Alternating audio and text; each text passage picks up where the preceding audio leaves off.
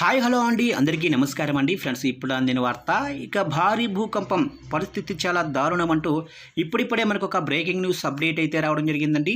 అయితే ఇందుకు సంబంధించిన పూర్తి వివరాలు అయితే మన వీడియోలో తెలుసుకుందామండి. ఎక్కడ ఏంటి అనేది వీడియో మాత్రం ఎక్కడ కూడా స్కిప్ చేయకుండా చూడండి ఫ్రెండ్స్.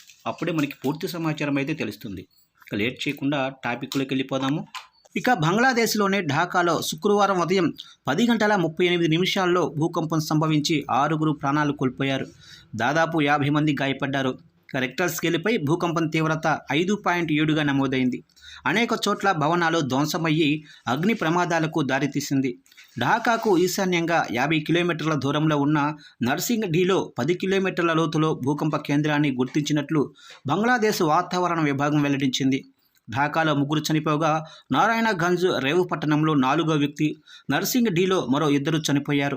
పాత ఢాకాలోనే అరమినిటోలలో 5 అంతస్తుల భవనం వెదురు పంజారా శిథిలాలు కూలి 3 చనిపోయారని, అక్కడే రోడ్డు పక్కన ఒక వ్యక్తి తీవ్రంగా గాయపడ్డాడని Dhaka deputy police commissioner Malik Ahsanuddin Saini తెలియజేశారు. ఇక ఢాకాలోనే శివారు ప్రాంతం బరిధారలో భూప్రకంపనలకు ఒక నివాసంలో అగ్ని ప్రమాదం సంభవించింది.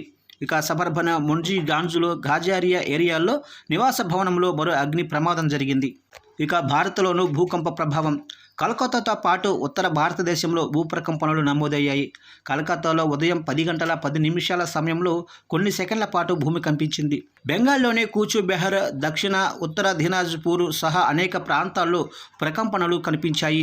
అస్సాంలోని గువాహటి, హంగర్తల, షిలాంగ్ వంటి నగరాల్లో భూమి కంపించింది. ఈ ప్రకంపనలతో స్థానిక ప్రజలు తీవ్ర భయాందోళనకు గురయ్యి ఇళ్ల నుంచి బయటకు పరుగులు తీశారు.